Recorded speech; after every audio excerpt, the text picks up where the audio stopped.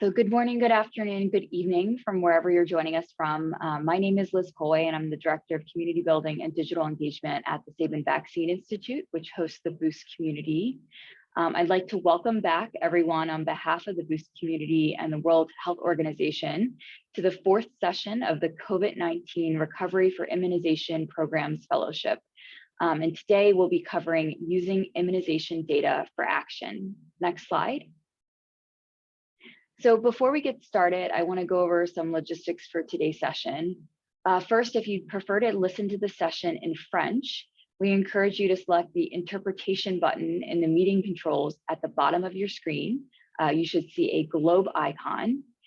We've also included some step-by-step instructions on the screen.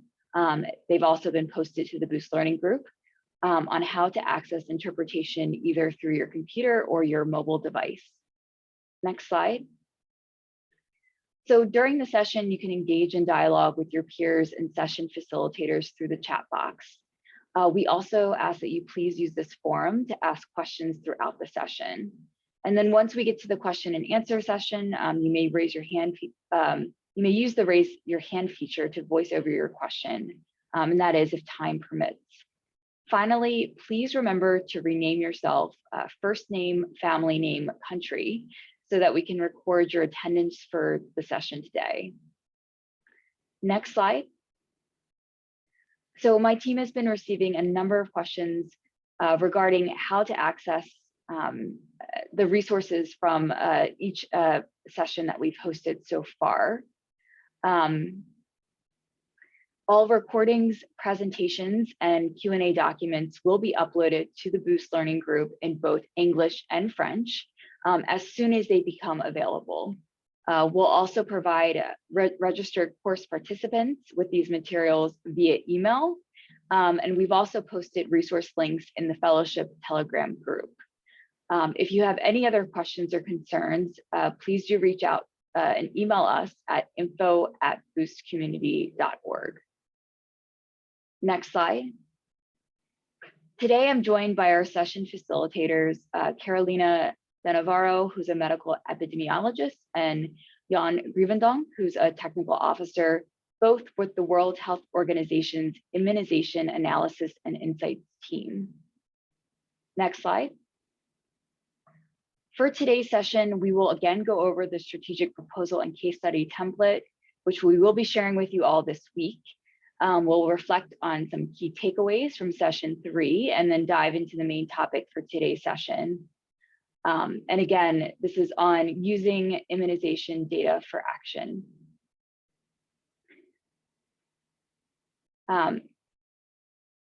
Great, and then with that, I'm going to hand things over to Laura to go over the template.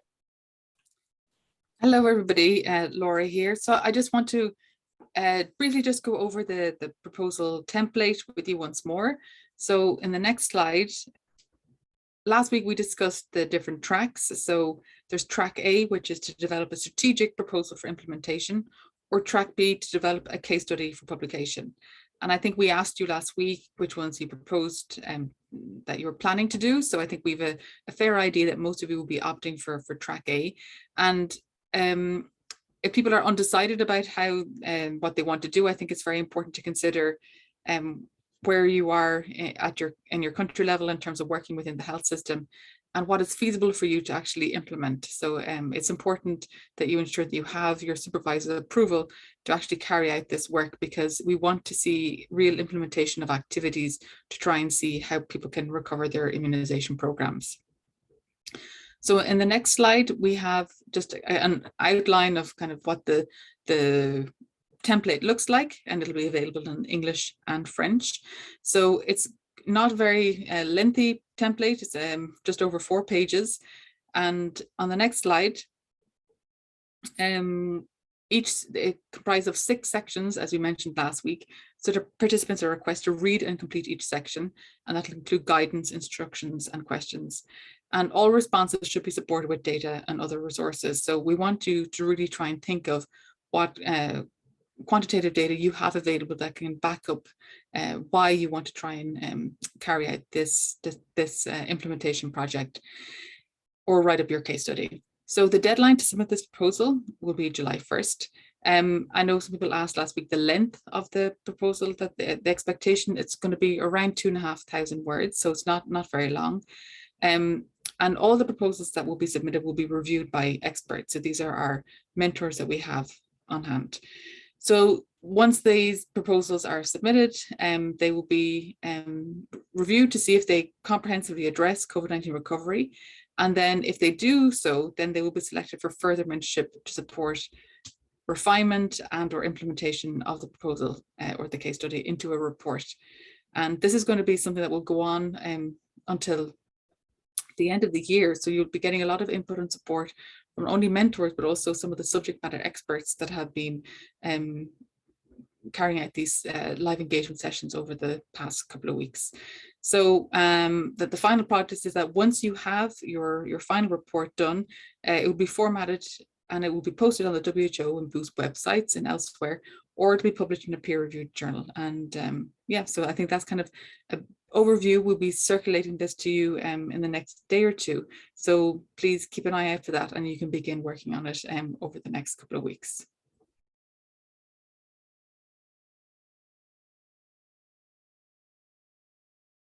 Back to you, Liz.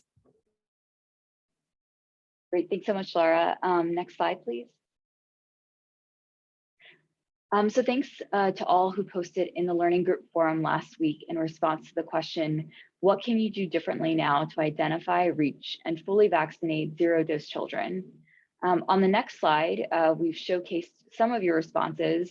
I won't read them all out loud today, but again, I encourage you to go to the forum to not only read your peers' responses, but post your own and respond to others.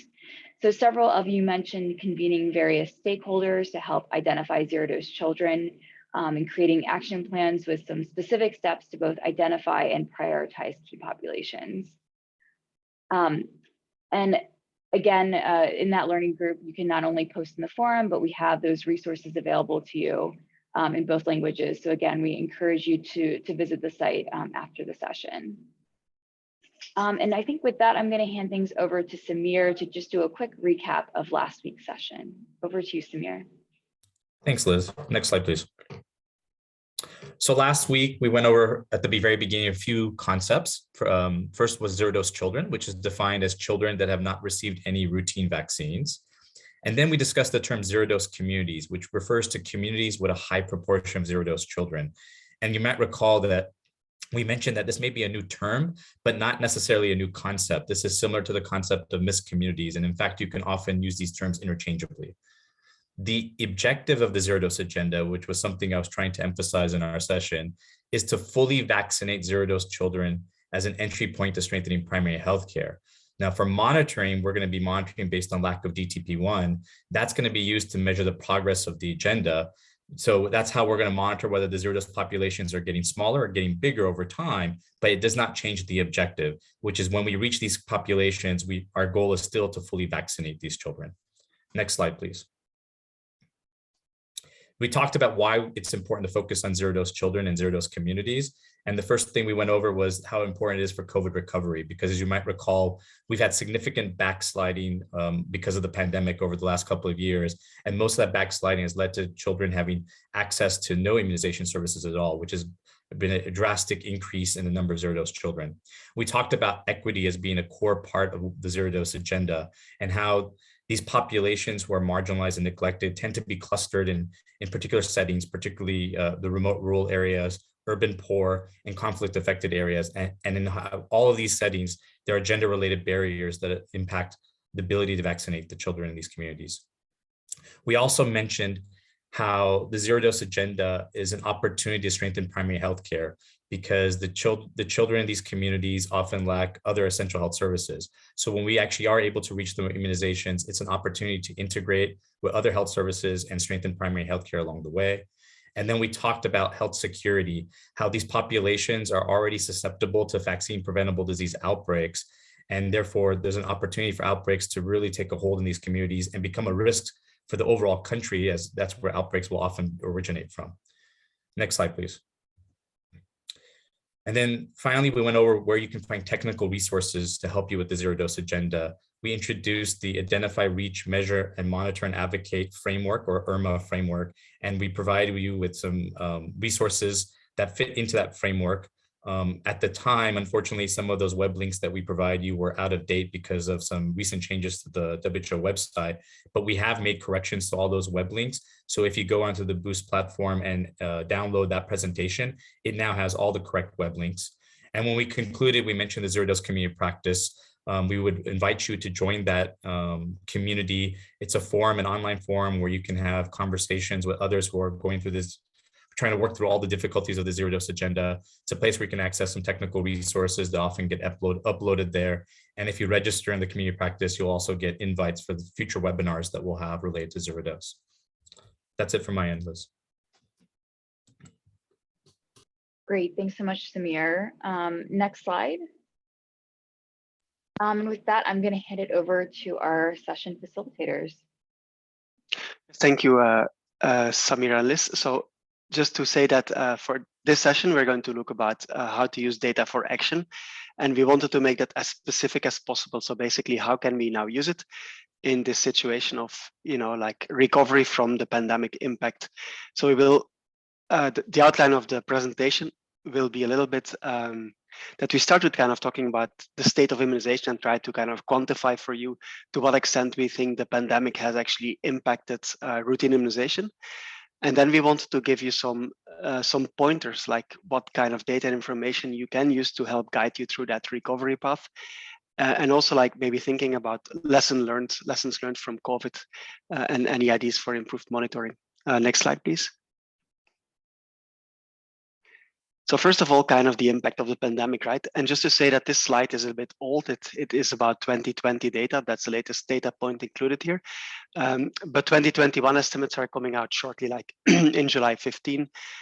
So in just a month and a half, we will have an update of this slide, but this presentation, of course, came a bit early.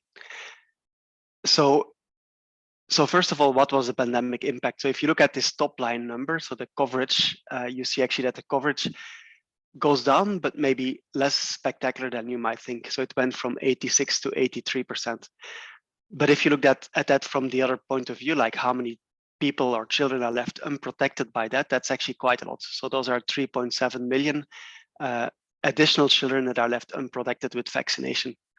And if you look at that even from that zero dose angle, so Samir introduced that zero dose, meaning the children that have not even received TTP1 yet, then you see actually that actually went up quite a bit because we were actually doing quite well with the zero dose children, if you want. Until last year, there were like 14 million, so about 10% of the global birth cohort that were left out, right? And the immunization agenda aims to kind of reduce that number of left out children from 14 to 7 million. But of course, last year, because of the pandemic, or 2 years ago, I must say, because of the pandemic, actually, instead of improving, that number went up from 14 to 17 million. So that's actually quite a big impact. I also need to say that from the data that we have, since there's very little kind of household service yet, we can't be quite sure about the impact yet, and probably kind of the effect is, if anything, underestimated. Next slide. Just to get into a little bit more detail, so what is this funky line? So this line is the result of 90 member states that actually shared with us monthly level data for their country, so month by month for DTP3. So what you see here is, can you click once more to animate? You see clearly the result of the lockdown, that kind of like steep drop in April. That's really kind of the effect of countries locking down, making sure that people stay home, probably closing even health facilities and whatnot. And we really saw that big time in the data. So that was a big impact.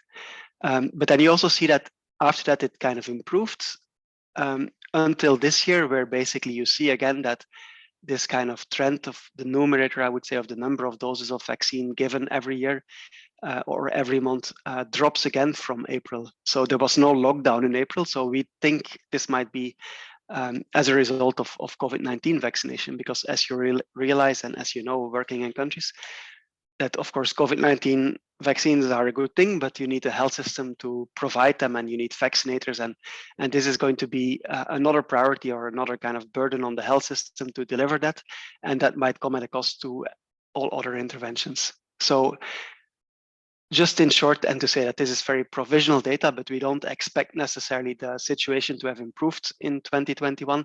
We think our best case scenario, or kind of our best guess, is that is that 2021 will be just as bad as 2020, if not worse. Next slide, please. Now you might say, like, with all this kind of immunity gaps that we have kind of suffered because of the lack of vaccination, and I also forgot to say that a lot of the SIAs were also cancelled in the beginning, even they have been kind of redone. You might see that actually show up in the outbreaks of all kinds of diseases, right?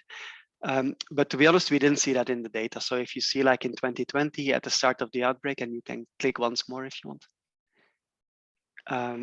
we actually see that the number of cases really kind of go down.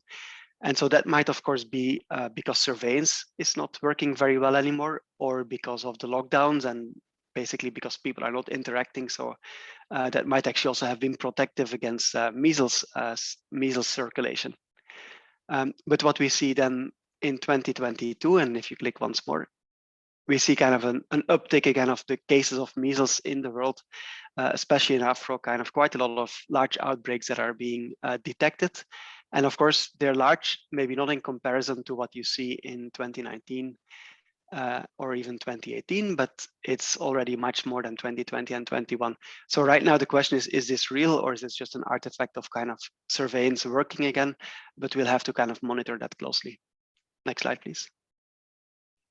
The same thing for polio. So as you know, polio was actually also going the right way with very few wild polio infections. So this year we actually have 4 in the last 6 months until now. But also kind of a lot of outbreaks of circulating vaccine-derived polio. So that is actually polio that can only really thrive or start circulating in cases where there's quite low coverage. And of course, if you look at the countries where you see it circulating most, across the north of Nigeria, in DRC, and in Yemen, so all kind of countries with challenging situations even before COVID. So Jan? Yes, Alex. Jan? Yes, Alex. Sorry, Jan. It seems that people can't see the slides. I can see it, but I am not controlling the slide. I can see the slides as well. It seems like there's a lot of people who can't see the slides. Like if you look into the discussion in the chat box, lots of people are saying that slides are not available. Not yeah, visible. sometimes with Zoom, I know it comes later. Anyway, can you go to the next slide and see if it maybe updates? They're saying they're stuck on slide 19. Okay, I'm already at slide 22.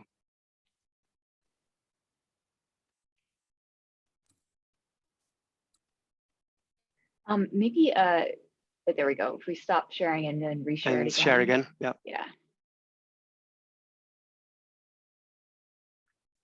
Okay, maybe can you go back up? And once back up, can people see the slide change now? It seems that people say yes. Yes, looks like it's working now. Thank you. Sorry about that. So maybe just as this is then one slide that some people missed. So this is the measles outbreak curve, the epi curve for measles. So where you saw that in 2020, kind of all of a sudden the measles cases disappeared, but we don't know if this is really because of surveillance that went down in performance, or because measles stopped circulating because of the lockdowns. And then we see in 2022 kind of again like an uptake of measles by the end of it. Next slide then. And this is the same situation for polio, where basically we had actually kind of, or we thought that kind of polio was kind of controlled for a long time, but now we see it kind of emerging in, at least in endemic countries again, in countries with low immunization coverage. And I think those are the 2 slides probably that you didn't see. So next slide, please. And then we have a little poll just to ask you about the impact of the pandemic. And do you think in your country, in your setting, do you think that routine immunization has recovered from the pandemic in your setting? So we, looking at the global data, we saw that it went down in 2020 and then probably stayed down in 2021. But we'd like to hear from you. Do you think that routine services of immunization or other public health, have they recovered already from the pandemic or not yet, or don't you know? We'll just give it a little bit of time.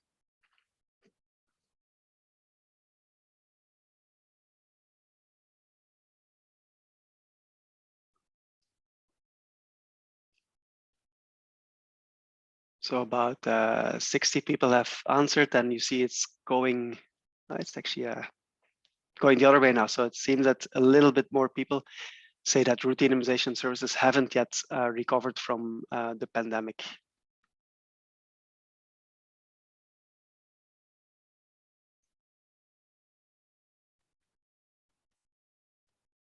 Right, so I don't know how long we wait, but I think what we see is kind of it's 50-50. There's a number of countries where probably kind of we have recovered and a number of countries where we haven't. Maybe next question.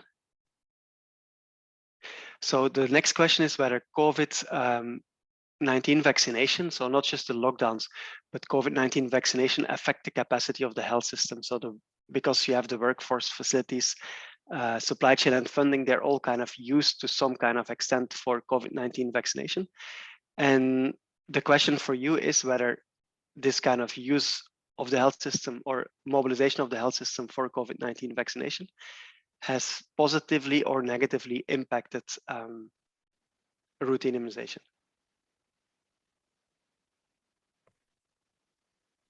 We have the results for the second question. So okay. 63% responded negatively, 29% responded positively, and 6% responded no impact. Okay, and then I see you also have like some of the last questions as well. Yes. And you see that again, for like the last question was about demand, and the question was, do we think that COVID-19 vaccination would affect demand for other vaccines, so for routine immunization, for example? And a lot of you actually, 46% think that this might have been negatively impacted by COVID-19 vaccination. And some of you think it might have been positively impacted as well. And the rest sees no impact or doesn't know. But I think it's actually a good point, and it's something we need to keep an eye on. So we know that with COVID-19 vaccination, all of a sudden vaccination became a little bit of a choice, and actually an informed choice. So basically there was a question and you had to balance the risk and the benefits, and all of a sudden, so the entire decision process around vaccination changed, because before it was less questioned, right? And people just accepted the benefits of vaccination, just brought their children to the health facility more often. And now it really kind of, it might change because of COVID-19, and actually this different mindset and polarization also that exists in some countries around vaccination. So something to keep an eye on, and we'll come back to that when we talk about data use. So thank you for the poll. And then this one, I think, will be we'll come back to this one at the end. And so next slide, please. Okay, so this is just an image we used a few times a while ago to think about if you're an API manager or you're in charge for health facilities or districts or a country's national immunization program, what data can help you kind of guide your car, right? And well, what data can help you steer and navigate this kind of, for example, this recovery from the disruptions. And ideally on your dashboard, you have all kinds of information, for example, around stocks, around demand, around coverage, around disease outbreaks. But in reality, of course, you know that you have like sometimes very blurry information. So maybe you can only look in the back, in the rear view mirror, and you can only see like very distorted kind of coverage numbers. So which are maybe not necessarily always helpful or enough to actually help you kind of like steer your program. So the question and what we're going to talk about now is kind of what data can actually help you and how can we obtain it. Next slide, please. So we put this kind of little box there to talk about the different levels of data. And here you see there's a bit of a causal path or a pathway if you want. So any program depends on a number of inputs. So you need money, you need vaccines, you need human resources, you need infrastructure, and you need all those inputs to be there before you can even put a working program in place. Then you need to kind of start working and think about the processes that need to be in place and the outputs. So you need kind of like your supply chain. You need to make sure that the sessions are organized. You need micro planning. All these kind of things. You need to create demand with people. You need to make sure that people are informed. You need to communicate that they can come to the sessions and to the service you provide. And then if all of that together works, then you can hope to have a certain outcome, for example, high uptake and coverage of vaccination. And if that works, of course, in the end, we hope to see kind of vaccine preventable disease outbreaks go down. And we can also use that impact data for example, vaccination effectiveness and safety monitoring. Why do I say that here, and why do I kind of think it's important?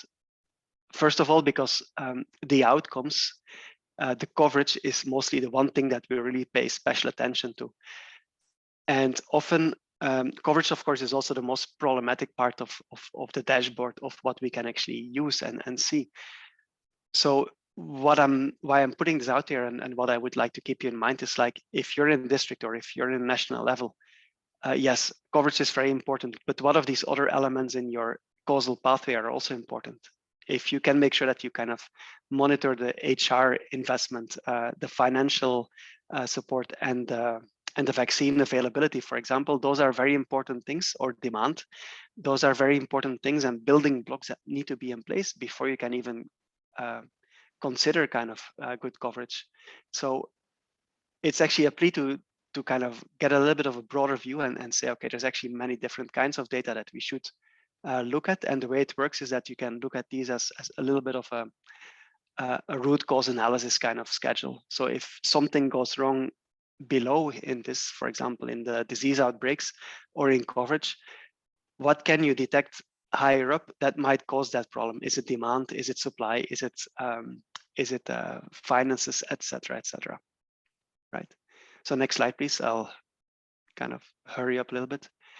So I'll just go very quickly through this slide. So just to also let you think about how programs collect immunization data. So first of all, there's what we call routine monitoring, right? So the facility-based reporting system.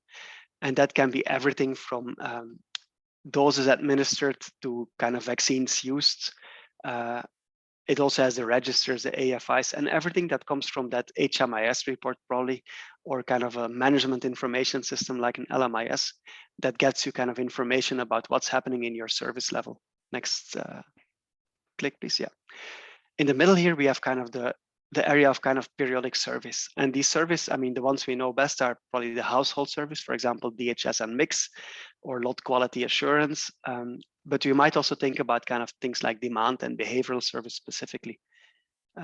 Next slide. Next, yeah. Service can also include kind of these more facility-based service, so not going to the population, but going to your facilities to make sure everything's working. For example, your EVM, your facility assessments, your knowledge, attitude, and practices, or your missed opportunities or vaccination service. Next one, please.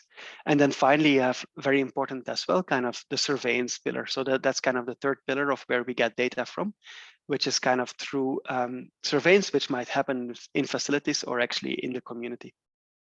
Next slide, please. And then next, yeah, yes, just to say that one of the main kind of weaknesses in our program that we often have is that even if we have these facility service, we don't often have data about HR and finance. So I think this is very much underutilized. And since that is often a big root cause for kind of poor performance, that's actually a pity. And that's something to think, like, how can we kind of collect data about HR and finance availability to explain kind of poor performance in the system. Next slide, please. And with that, I'll kind of hand it over to Carolina to talk about registries and other systems.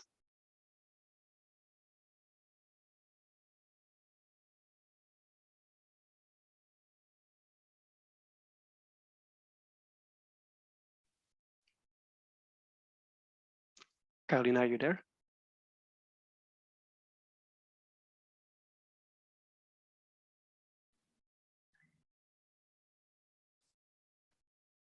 Can Carolina be unmuted?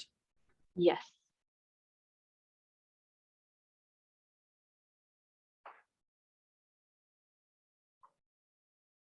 Hold on one second.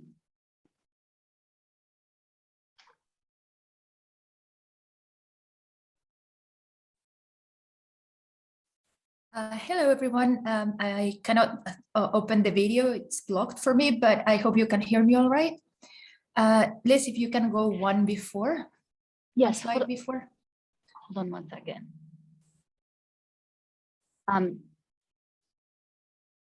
Great.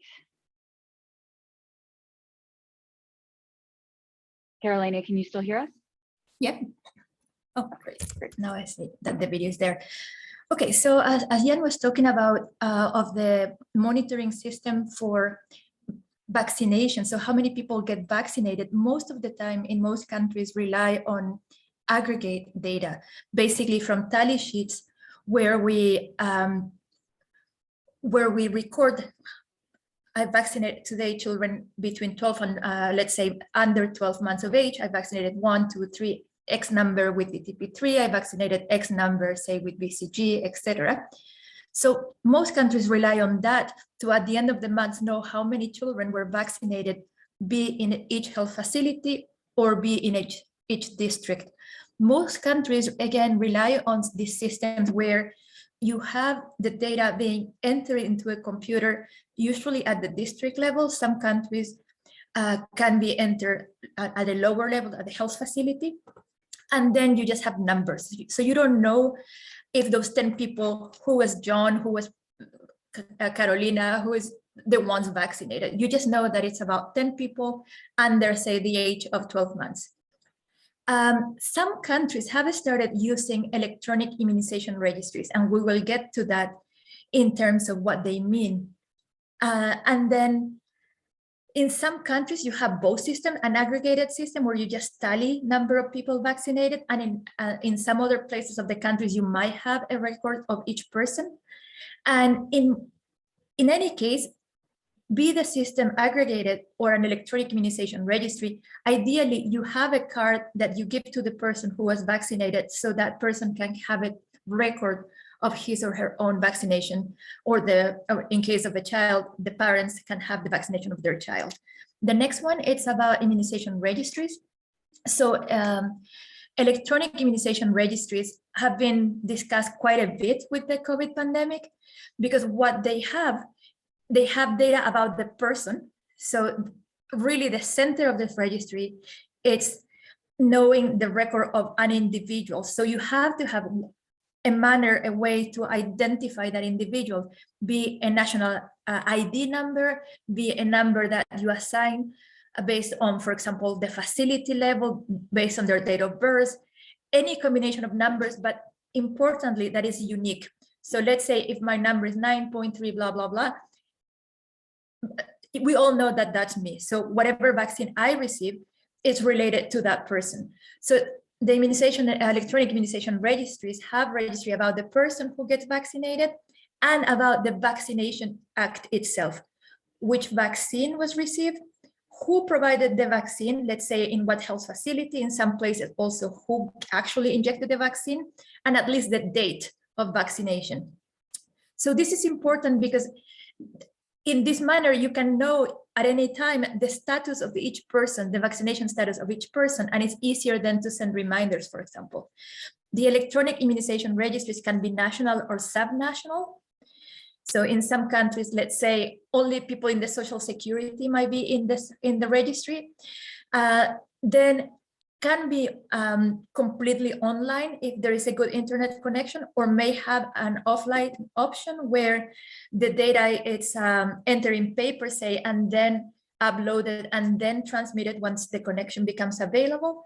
And it can be just a registry for vaccines, or it can be integrated, for example, with other health interventions. It can be part of services provided to communities, etc.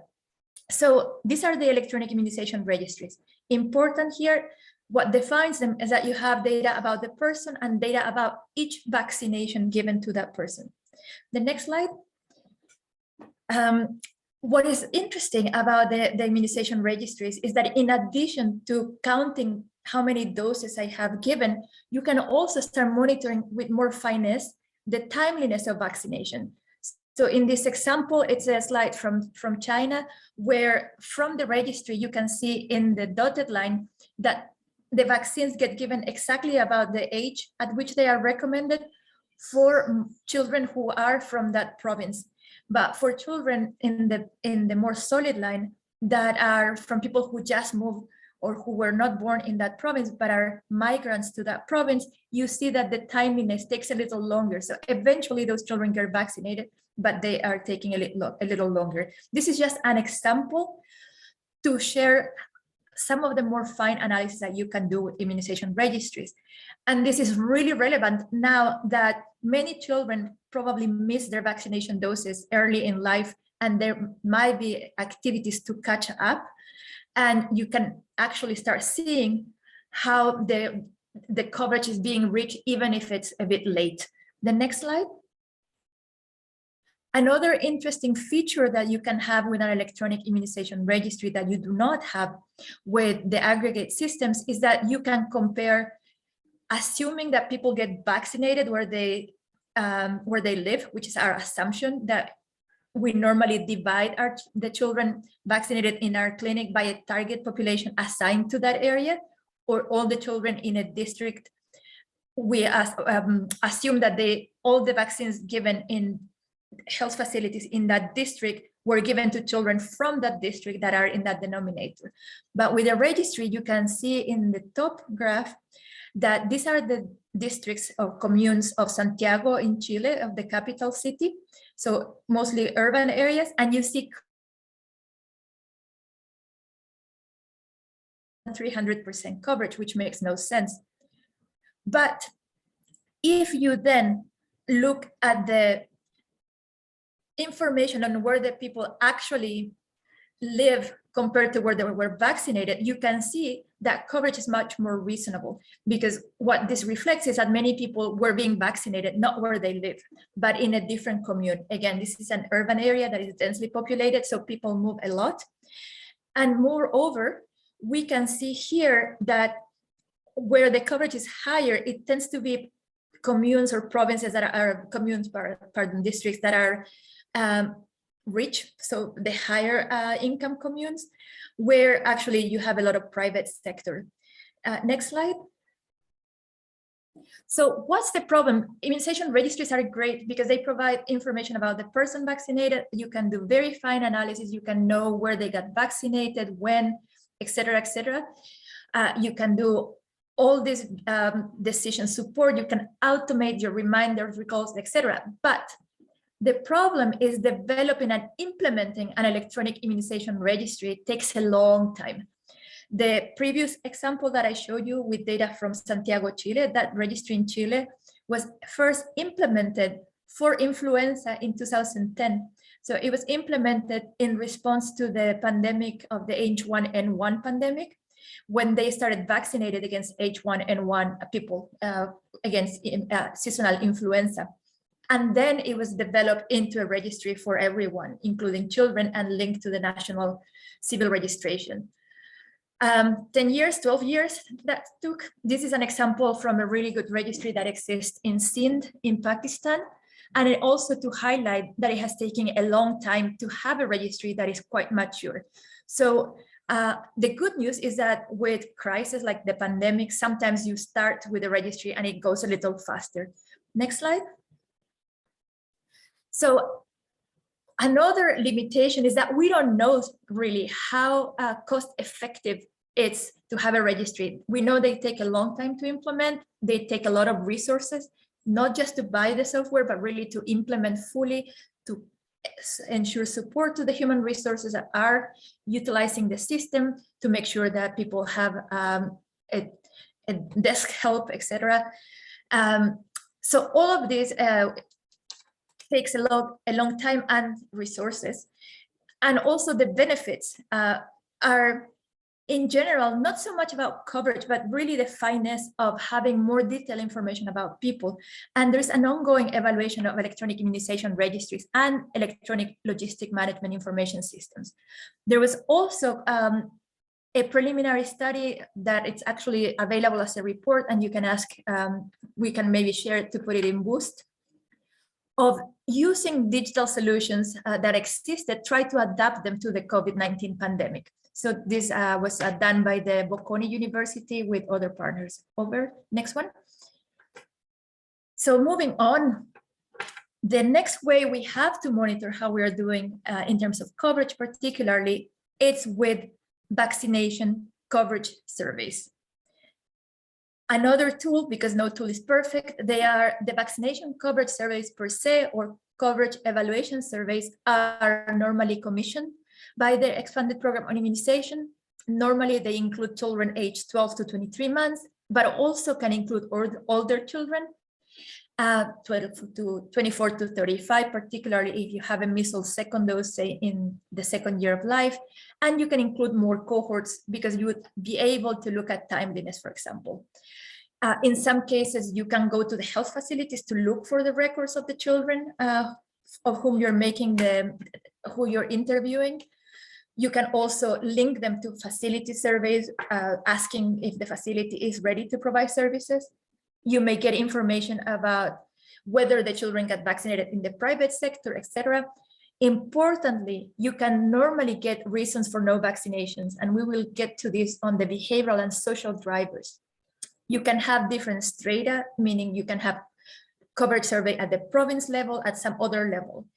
And you can have other objectives, such as looking at timeliness. You can have exploration of missed opportunities for vaccination when children, for example, have a dose recorded, say for a measles containing vaccine, and then they are missing still a second or third dose of a pentavalent vaccine. And finally, because you collect information about socioeconomic status, about the sex of the child, about rural, urban, etc., you can have some idea of, you can monitor inequalities in vaccination. Next slide. However, well, before the however, importantly, for the knowledge, attitudes, and practices, or really what we are trying not to refer as to behavioral and social drivers of vaccination, or BESD, there is a new set of guidance that and a way of thinking about these questions about enablers and barriers to vaccination. This was recently endorsed by the SAGE, the Strategic Advisory Group of Experts on Immunization for WHO. And there are some tools that you can link to a vaccination coverage survey, or you just can do independently. So you have a questionnaire for parents of children under 5. You can also have questions for health workers, community stakeholder authorities, and you also have a module when you are doing surveys to monitor COVID vaccination. So you can have, again, barriers and enablers for vaccination for adults, health workers, and you also have some qualitative tools. So all of these tools can be found in that link. Next slide. Again, the best tools talk about questions that relate to thinking and feeling. How do I think and feel about vaccines and the benefits of vaccination? Motivation. Am I ready to take my child to the health facility to get that child vaccinated? Maybe I know they are important, but maybe I'll go later. So it really helps you understand not only how you feel about vaccines, if you think they are important, but how motivated you are to take action and actually go get a vaccine. Then it talks about social processes and, for example, norms. Is that normal for everybody in my community, in my family, to go vaccinate their children? That's the right thing to do. Also, explore practical issues. If people know where to go, when to go, if I can afford it, because maybe the vaccines are free, but maybe I have to pay for health for my card, etc. And then, of course, include variables such as age, gender, etc., that allows you to understand how these factors are different for people in different categories. Next one. For surveys, however, they are infrequent. So in this map, in the darker colors, you have countries for which we have a survey relatively recently. And then you can see that for a big part of the world, the latest survey has been more than 5 years ago. So it's a problem. Next slide. The surveys rely on the information that is available. So that's a problem. So if you have a vaccination card, you're lucky, but the vaccination cards may look like those in the pictures. That is really difficult to read, to transcribe, to interpret. You see here, you have things written with funny pens, vaccines that were not in the schedule that get added, but the card is still old. So there are limitations because you have to rely on what's written if you're lucky and you find something written. If you go to health facilities, you also may have to look for books and books and books. If you're lucky, because if not, you just have to ask the mother or the caregiver whether the child, for example, has received a vaccine against diphtheria, tetanus, pertussis, hepatitis B, etc., that may be given to the child when he or she is a baby, normally on the leg, etc. The mother may remember, but then you have to ask yes, and how many times? And that, again, it becomes very complicated.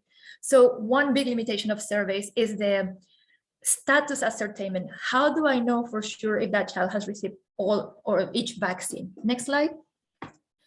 So surveys really complement the administrative method to monitor vaccination.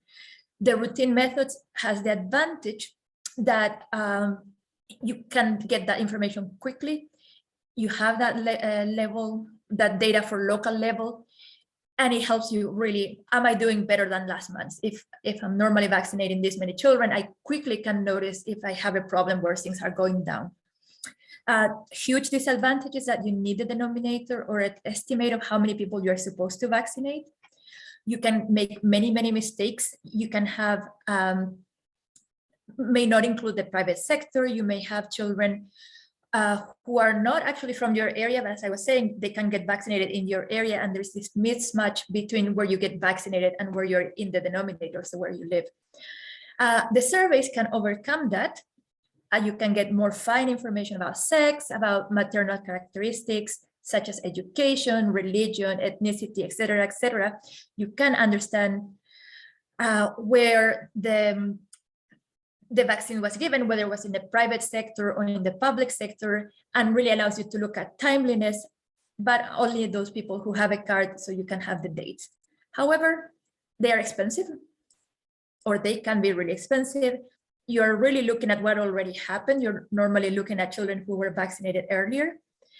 Then you rely, unfortunately, on the recall or these mysterious quality cards. Sometimes you have questionnaires that can be really long. The DHS and MIX are very, very long questionnaires, and the immunization questions tend to go at the end. So that's a problem. And also, the survey is as good as how representative your sample is of the entire population. So problematic here is that if you have inaccessible areas in the survey, you cannot necessarily generalize the findings of your survey to those areas that you couldn't go to. Important for also here to mention is that the all 30/7 is no longer recommended by WHO. We really recommend now surveys that are probability sampling, meaning that you have an estimation of the probability and each person has a non-zero probability and a non-zero probability of being in the survey. So you know that the information from one child is representing how many others in that community. Next slide. And I think the next slide is for Jan. Thank you. Yeah, thank you very much. And that was very interesting, very brief, but interesting overview of service and electronic immunization registries. So we're going to shift gears a bit and talk a little bit less about the systems and how you get the data, but now moving into kind of how to use it and how to interpret the data. There's one kind of buzzword that is really kind of doing the rounds right now, which is triangulation. And triangulation is actually kind of a very kind of, I mean, it's not that difficult a concept to grasp. It's basically the idea that you use kind of several sources of data and several kind of data points to kind of find out what the truth is, or get a better version of the truth, or kind of understand the reality better, let's say. It's in a way, it's like this elephant where everybody kind of touches like one part of it and has a totally different understanding of what they see. for example, if you work in coverage and only look at coverage data, then you might have a certain understanding of how good your program goes. But if you touch the tail and you talk about vaccine preventable disease surveillance, all of a sudden your understanding might be quite different. So I guess triangulation is trying to see the entire elephant together and put all the parts together to have like the best possible view of what your immunization program is like. We haven't kind of added a lot more about triangulation because this can be, as I said, quite a specific topic. And we also had like a 6-week course about triangulation, which we might repeat at some point. And I also saw that people already kind of posted a reference to a TechNet repository on triangulation resources. And we can also kind of post more in the Boost platform later if you like. But just to say that triangulation, basically, it's the ability to critically absorb and appraise all these kind of inputs to kind of come up with an answer to your specific questions that you have. Next slide, please. So one question that you have is, for example, now in the recovery, and the question might be like, am I back to where I was before? What is my risk? Is there kind of an immunity gap in my children, etc. Right? So, what are the things that you might look at when you guide yourself through this recovery? And I put 7 things on there, but probably there are more. But these are data elements or sources or things to consider, I think, that you may start with. And for people that are going to do a project, and you're going to kind of want to integrate the use of data for your project, I think this might be a good checklist as well. And so first on the checklist might be the HR capacity and use, right? So we know that COVID vaccination actually takes a lot of vaccinator work and time, right? So if you could actually already start with kind of visualizing or finding or monitoring where you have like sufficient or not sufficient vaccinators and other health care workers or logisticians and workforce, basically, right? That really would be a good start, I think, to look at the basic capacity of your system. In the immunization agenda, also, we kind of propose the number of healthcare workers per 100,000. That's kind of one of these basic things to monitor. The other thing that a lot of people have done or already do a lot is kind of the outreach sessions, health versus planned, or other sessions. So basically, but with a specific focus on outreach, because we know that outreach has been canceled quite a lot during the lockdowns. And outreach is what needed probably to kind of find the most remote or underserved communities. And so if these are all being canceled, of course, that is a problem. Looking specifically at demand and social data, right? And I think there might be a dedicated webinar on demand on Boost. And Carolina also kind of spotlighted a little bit the questions that were kind of included in the service, but basically kind of understanding behavior and how behavior also changed during the COVID pandemic. The next part would be about numerators. So we all understand that denominators are not good, right? We know that, and people will probably still ask about how do we get the right denominator, and there are some things you can do to try to better estimate the population. But also, as Carolina kind of explained, at the very local level in the districts, in the health facilities, people are not necessarily seeking healthcare where they exactly live. So it becomes a really kind of hard exercise to try to match the denominators with kind of the number of vaccinations that are provided. But then we ask ourselves, why not just start with numerators and just look at numerators and how they kind of evolve over time.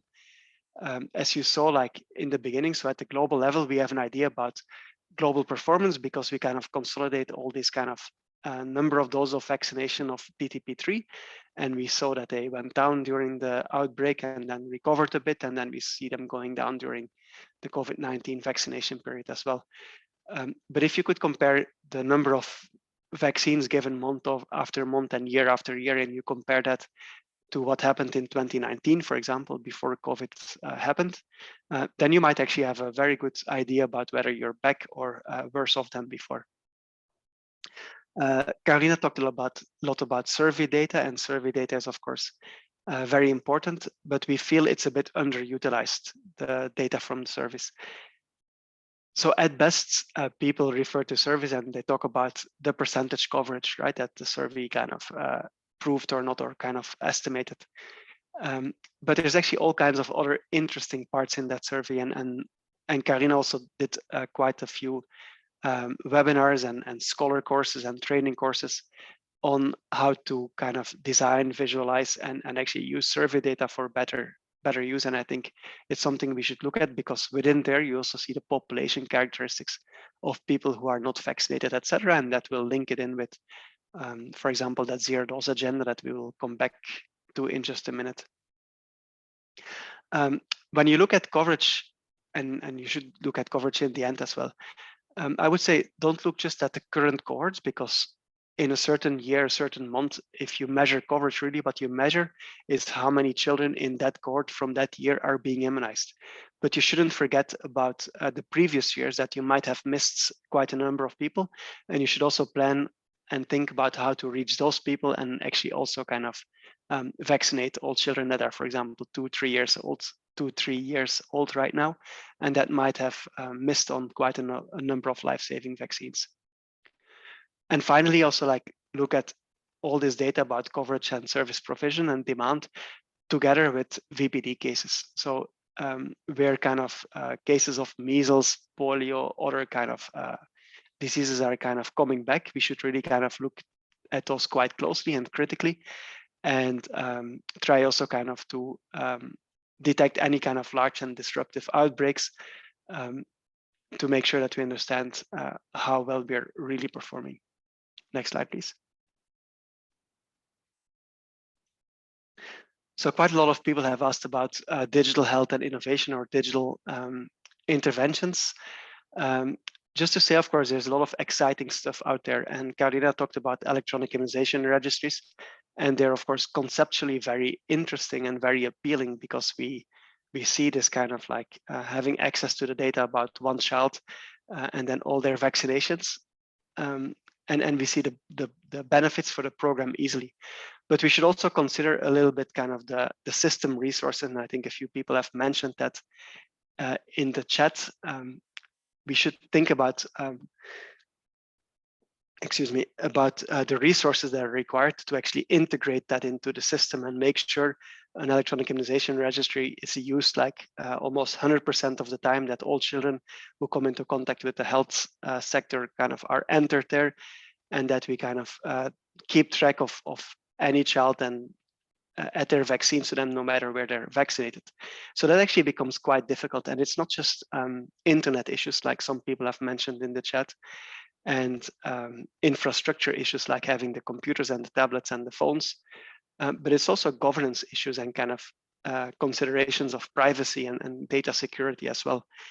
And just to give an example, maybe quite relevant right now, for example, for COVID vaccine registration, for example, you might think it would be a good idea to actually have a registry that just does health workers, right? Because we think health workers are very important. We need to kind of follow up on their vaccination status, not just for COVID, but also for influenza maybe, or other vaccines later. And I think Laura can tell you all about that.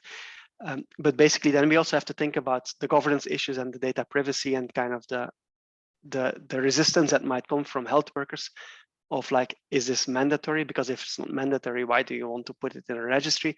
Will you be controlling me? Will this be beneficial, or kind of will this be bad for me as an employer if I'm not vaccinated against certain diseases, etc., etc. So there's all these kind of tricky questions. And just to say that we kind of like, on the left here, I kind of list the basics of digital health and innovation. And the basic thing is actually to have a routine health information system in place, an HMIS, whether that's DHIS2 or something else, but some repository where you can keep access to all your health data at a national level, right? And have some reporting system linked to that. Then there's also the management systems, logistics, HR, financial management systems, where you can actually monitor whether you have vaccination where you have, for example, the vaccines and the health workers at the service level, right? That is, of course, also very useful. And it's almost basic right now to have that. A health facility master, basically just keeping track of all your not just health workers, but also your facilities. And that's even more difficult than you might think. Not very many countries have a full and complete health facility master database.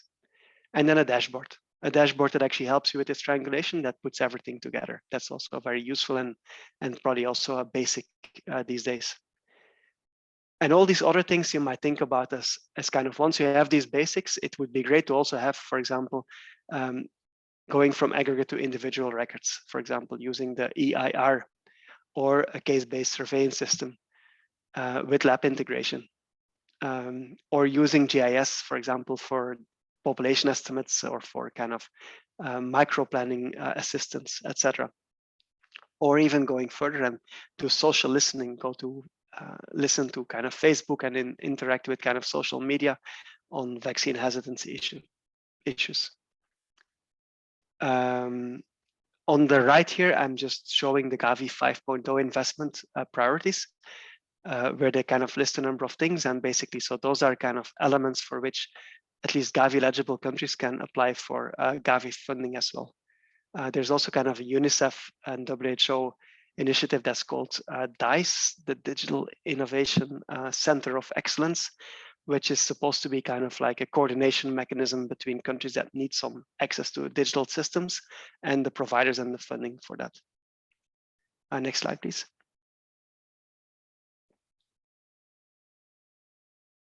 Yes, finally, the zero dose focus. So kind of Samir opened with this, and he also asked me if I could reinforce this message. So just to say that there's an ongoing confusion probably about the objective, which is the objective is really not to give all children one dose of something, but the objective is to leave no one behind, right? And there's a confusion between that objective and its measurement. And the measurement is lack of DTP1, sorry, of any dose of DTP. But that is only the way we measure and evaluate that. That is not even useful to go and find children that are unvaccinated, right? They don't have that. I mean, children that don't have a dose of DTP, they might not even have cards, so there might not be data about them. It might not be easily to identify them based on that. So to identify in this circle, and Samir talked about this circle of identify, reach, measure, and monitor and advocate, so the IRMA framework, we need to kind of think a little bit broader than that. And I put here in the circle around that a number of secondary questions. So within identify, you have to ask, who are those children that are not vaccinated? So what kind of communities do they belong to? What are the characteristics of those children? Where are they? And then finally, also, and the most important thing, why are they not vaccinated? So this, of course, requires different intelligence and data than just having a number of zero dose children. So once you have identified them, I added some other questions. The next question is then how to reach and sustain their coverage, which is more about the micro planning and planning. And then from time to time, you are going to monitor that and measure that and see, okay, how many zero dose children are there? Is that going the right side or the bad side? And then also you can use that data to advocate, of course. Next click, please. So I put like a number of things outside of this circle, and it becomes a bit complex, sorry for that, but things you can do to help you, or where data can help you actually answer those questions. And so the capacity for data use by health facility staff, right? Critical thinking and things like triangulation, we think can help you kind of going from that, how many zero dose children are there, to who and where they are and why are they not vaccinated. And basically that's a number of very important questions that could probably be solved by kind of triangulation, critical thinking, and data use of very different sources. Next click. All your investments in your HMIS or in surveys or denominators are mostly going to be useful for that measure and monitor part, even though the surveys might also give you, of course, ideas about that why part, in terms that they can actually help identify the communities and list their reasons for non-vaccination, for example. Next click. GIS, so Geographical Information System, things like root cause analysis, which is more of a method. The BEST, so the behavioral and social demand, is it that what it means? Tool or survey, logistics management information systems, real-time monitoring. All these things can help you make that move from kind of the root cause analysis, right? So once we know who the children are that are 0 dose, where they are and why they're not vaccinated, we can probably start thinking about how to address those issues. Make sure that kind of the demand is there, the LMIS is there, etc. Finally, scorecards and dashboards. Somebody asked me, please go to the slide. So I'm not sure if it's visible for everybody. I hope it was, because it's a bit of a long slide. All right, next slide, please. Yes, and then of course, like the question in the end is really kind of how do you put all this evidence that you collect and the data, how can you really kind of now start using that in planning and micro planning? And that is actually the hardest part. It's not just showing a lot of data or producing a lot of data, but really kind of start thinking about how can we introduce that in micro planning. So people start saying that the slide is stuck again, so I'm not sure if you can reshare.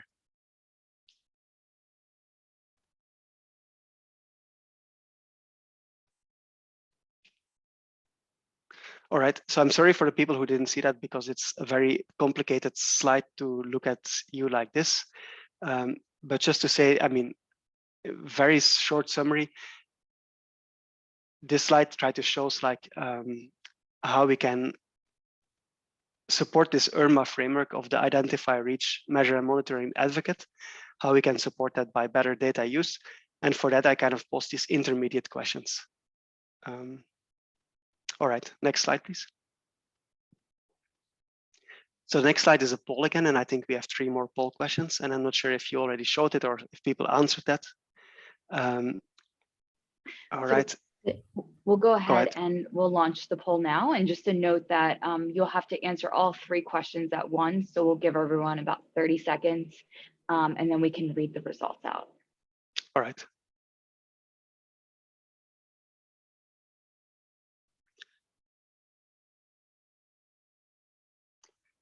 And so the questions are, while you're polling, is whether you have adequate information systems in place to face all these challenges that we talked about, or the requirements, whether your health workforce has the capacity to use data meaningfully, and whether you can actually use data, or whether it's clear from the data that you have who the underserved communities in your country are.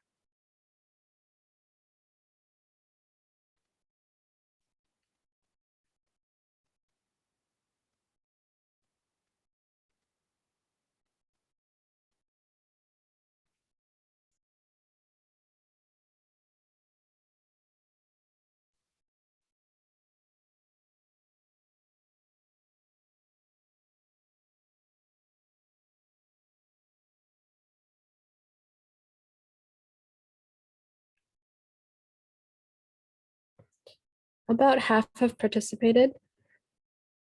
All right, and I think the scores don't change very much anymore. So first of all, do you think you have the right information systems, or at least adequate information systems? There's about 40% of you who say they have, and that's great to see. But 40% also, or a bit more, think that there might be need for improvements. And some of you are actually quite negative about the information systems and think they would need to be overhauled because your information systems are not up to scratch for the challenges. The second question was about the health workforce capacity. And there actually it looks quite similar as to the health, the information system. So about 40% think that people are well trained and have the capacity. 40% think that this is to a certain extent true, but probably need some more training, some more reinforcement of the capacities. And 2 people don't know. And finally, it also looks a little bit the same again. So whether you have the data to help you identify the underserved communities, again, you say like 37% don't think that they have, say that they have that data, 40% think they don't, and 20% think we don't have that data. and 40% says to a certain extent. I would say there's often more data available from surveys from all kinds of sources than you might think. But it's true that this might also need, of course, this is an ongoing job, of course, to find out who the under-vaccinated communities are.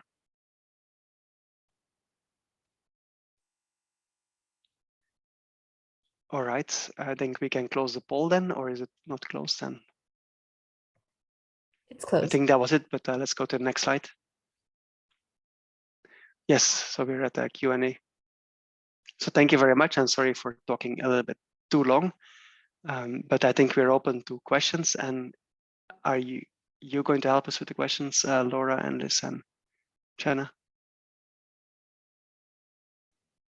Yes, so we've been receiving a number of questions to the chat. So again, please feel free to add your questions there.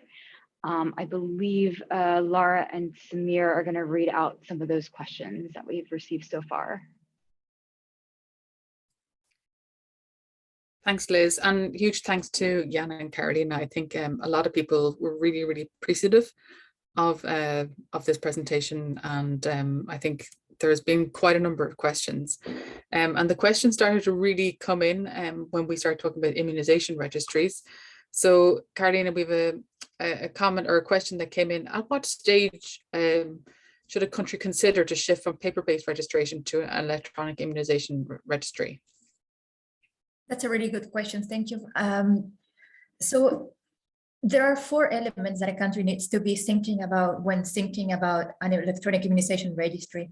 One is the governance. Are there policies in place? Am I going to make sure that I know how the interoperability with other systems is going to work? Am I sure that I have legislation or mechanisms to protect the data of the people in the registry? So the security of the data, and also the taking into consideration the privacy of the people, because then you would have all the information. You would have the name, the address, you would have when they were born, who the parents are, etc. So governance, it's a really important one. And for that, I think countries are advancing towards having digital health strategies or e-health strategies. So that's one aspect. And then will you have all the support to make it sustainable, right? Not only the tool, but also make sure that people get their questions resolved, that you have the computers, that you have the connectivity, etc. So governance is one thing. Then the tools. Do I have all the tools? Do I have the computers I need? Or can I have it in mobile phones? Do I have all these mobile phones? Are they available to everyone?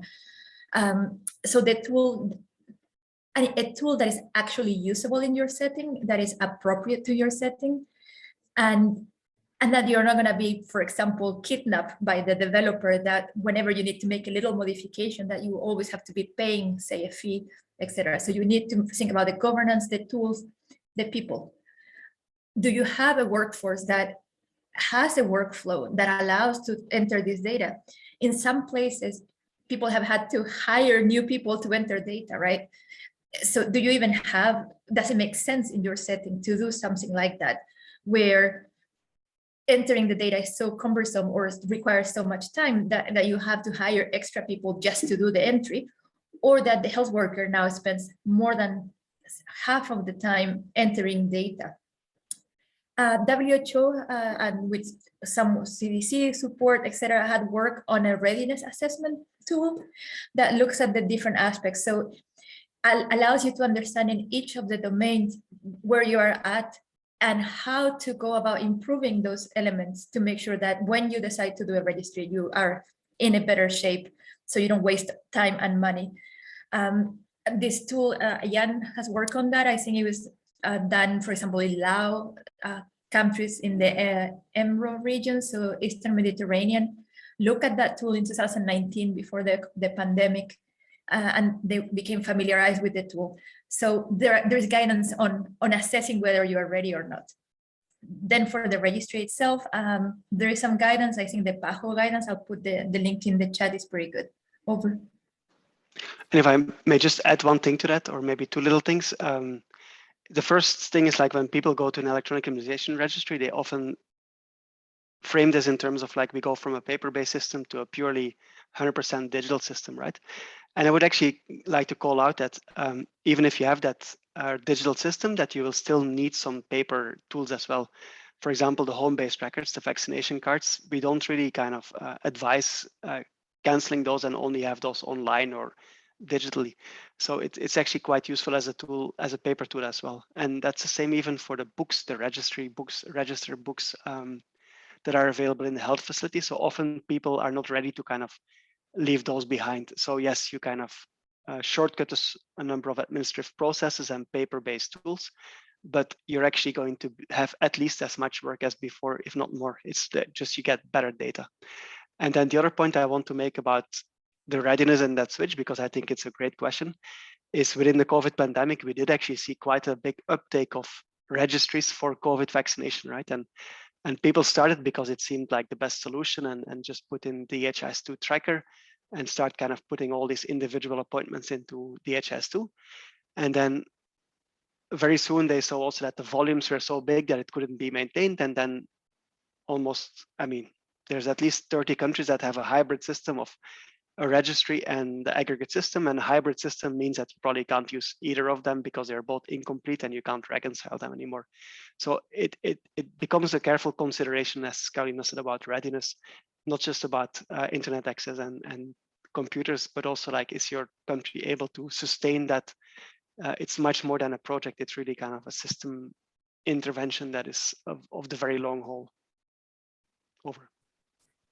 Thanks to you both. And I think your responses somewhat touched on this, but I suppose some people are asking what equipment is needed to use in all of the country. So if they want to roll out an electronic immunization registry, what is needed to do that in the whole of the country? And also somewhat linked to that is at which level can a client be protected with the use of electronic immunization registries? Yeah, I'll take that one. Depends on the registry, right? Most registry now have functionalities that you can put in a mobile device, like a smartphone, a tablet, a laptop, a desktop. But it again depends on the tool that you're using. And then of course you have to have credentials and logins and everything to protect the privacy of the data of the people in the registry.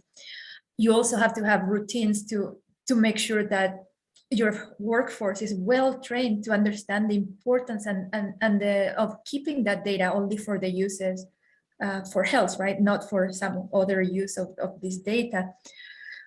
Then you have to put mechanisms in place to check how things are going, that everything is working well, that there are no duplicates.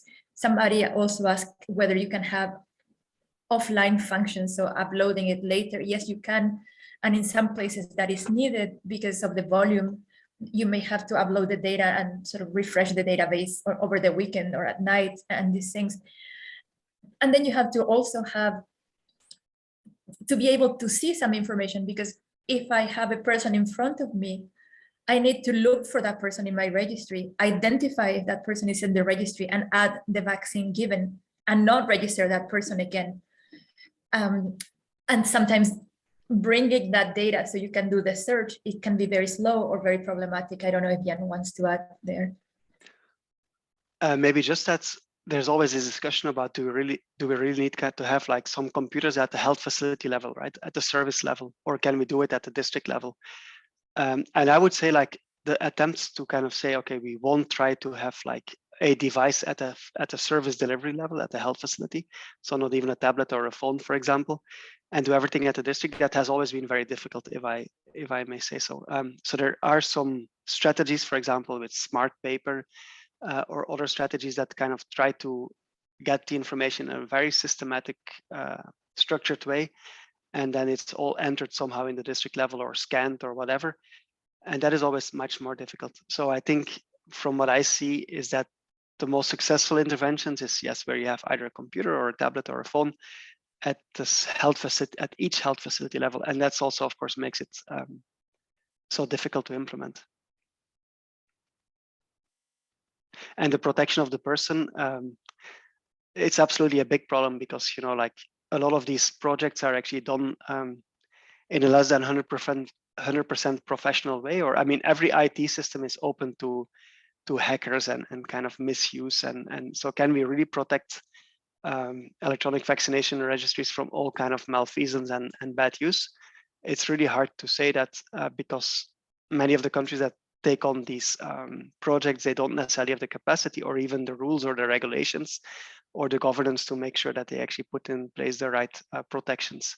And to be honest, even countries where they do have that, every online database, every database is open to abuse. And of course, you could say, well, it's not different because before everybody's information is just sitting there in paper books in the facility, and that's also true.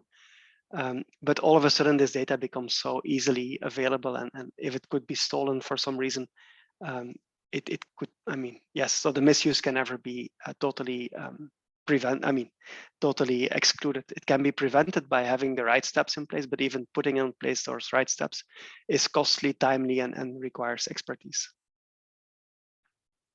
Over. Thank you, Jan and Carolina. I think governance is certainly emerging as a very key, important aspect that needs to be taken into consideration. Samir, do you want to pose any questions? Yeah, I would switch gears here from electronic immunization registries to a question that came up while Carolina was talking about surveys. And the question was, why do we look at 24 to 35-month-olds if most of the vaccines are given by 23 months? Okay. So really, with a survey, you can look at different age groups, right? So if you have a measles-containing vaccine recommended at age 18 months, you really need to look at the children who had the opportunity to be vaccinated and even be vaccinated a little late. So most of the surveys that include those age groups are at least to include children for the second measles-containing vaccine and the DTP booster doses that are recommended. Then also, now that we're talking about the pandemic, not catching up children who are older, it's really unjust for the children. It's not right, because it's better to vaccinate late than deny the opportunity to a child to be vaccinated against diphtheria, tetanus, pertussis, polio, measles, rubella, etc. So we really need to shift this mentality of only children under 1 get vaccinated. By having older children, you can also see if your policies to do catch up, particularly now after the pandemic, are working. You can see these graphs of when people get vaccinated. You can see if children are put up to date, for example, for an IPV, when they come to receive a measles-containing vaccine, because they should be brought up to date. I don't know if you have put in the chat in other sessions the guidance from WHO on catch-up vaccination and policies. So with a survey, you will be able to see, particularly if you do have a card, how things got administered late and missed opportunities for vaccination. For example, if you have a dose with a date and missing doses that were supposed to be given earlier. Over.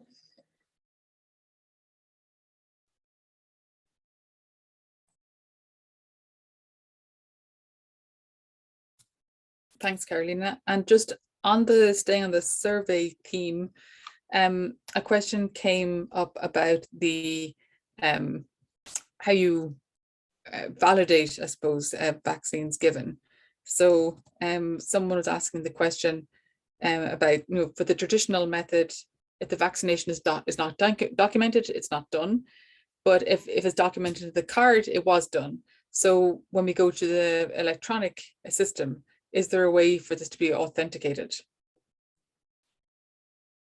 I think we run the same problem that we have for surveys and with the registry, right? So everything depends on how well you document the vaccination given. And you should at least document it in the record given to the person. So each person has my history of vaccination, and also some record that is in the health facility or an electronic immunization registry somewhere that I can verify. So for example, the survey depends on seeing the card or going to the health facility and finding that record and transcribing it. But if the health worker forgot to record those, if the health, the home-based record, the card doesn't have the space to put, for example, a new vaccine and it doesn't get documented, you have no way to know that that child was vaccinated or not. Then when you go with recall, there is a systematic review that was done about the reliability of recall, and it's not that great, right? So some people say, my child got 3 vaccines, but in reality, the child got more or less. So it's really difficult to know which way it goes. And that's a big problem for surveys. What is less bad is, for example, knowing if the child was ever vaccinated. If the mother tells you, yes, my child at least has gotten some vaccines, it usually means that it's not a zero dose, because some vaccine was given. For BCG, it's also a little easier to verify because of the scar, but not everybody develops a scar as well. And then the registries, again, if you do not enter the data in the registry, or if you think it's a different person, so you have Carolina, say misspelled Caroline, with some vaccines, and then another Carolina that is the same person with the other vaccines, you're going to have 2 people with incomplete vaccination. So you do have to also verify that you are making sure that it's the same person. So if you do not have particularly a unique identifier, you have to have routines for deduplication in the registry and making sure that you're always checking that it's the same, if 2 records were created for the same person, that they are merged, and then, or decide that they are 2 different people. So it's everything depends really on how you record the vaccination, whether that's, well, it has to be in the vaccination card, the registry, and maybe directly on an immunization registry. And I think it's an interesting philosophical question almost, right? Is an undocumented vaccination almost as bad as no vaccination? And it's a good question because, of course, like from one point of view, from the child, it's not. But on the other hand, we have this continuity of care model where basically people need to be able to come back and actually finalize or follow up with their vaccination. And if you had, like, for example, a 3rd dose that was not documented, then I mean, the result of that would be that next time you come back, you again get that 3rd dose, right? So it's as if you didn't have it. So basically, it's a very good question and a difficult one. And as Karina said, also, like with this difficulty to do recall registration, it becomes, of course, more and more difficult to kind of keep track of all the vaccines because we're introducing more and more vaccines. And especially across the age groups, like now that the surveys are, for example, at 2 or 3 years old, mothers can't possibly remember what happened so long ago in their first vaccinations, right? So it becomes really kind of a very tricky thing, and data will become more and more important with life course and the kind of the breadth of the vaccinations that are being provided. Maybe to add to that, we should change the culture of vaccination is just for babies and the card is just to keep 1 year and then forget about it. Really, many countries are going to vaccination of life course and checks at school entry, for example.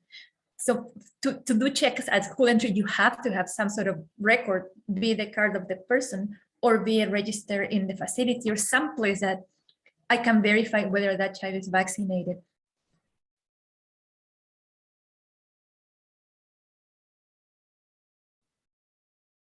Great. Well, thanks so much again.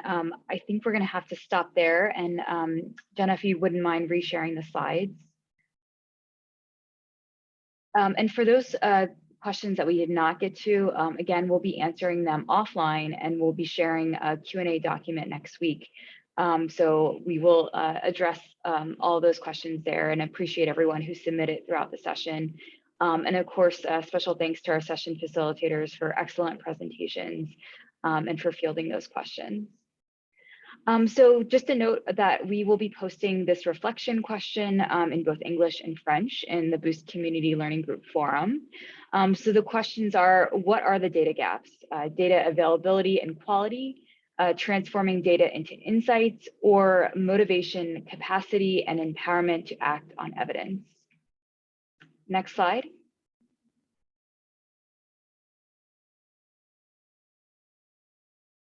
So next week's session will be on strengthening routine immunization and building resiliency with a focus towards vaccine hesitancy and demand. Next slide.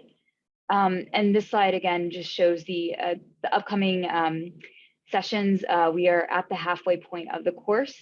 And again, we'll be posting that strategic proposal and case study template to the Boost Learning group, and we'll also be sharing it via email later this week. So please stay tuned for that. Next slide. And just again, a reminder to please fill out the post-session survey. You can select the session on using immunization data for action when you're providing your feedback. Again, please visit the Boost Learning group for all of the resources, including recordings and PowerPoint presentations in both languages. And then, of course, we invite you to join the Fellowship Telegram channel for timely reminders of sessions, and we'll again post all the resources to that channel as well. And again, if you do attend all of the sessions and also respond to the post-session surveys, you will receive a certificate of completion when the live engagement series ends later this month. Next slide. And then last but not least, just wanted to share a few upcoming Boost community events. So we have a few events coming up this week and early next week. So definitely encourage you again to check out the calendar of events on the Boost community platform. I believe my colleague is also sharing out some of the registration links as well. And again, we've been including all of these links in the post-session follow-up email. So with that, again, I just want to thank all of our presenters and for everyone's participation today. We look forward to continue engaging you all in discussion on the Boost community platform, and then otherwise we'll see you all next week. Thank you, everyone.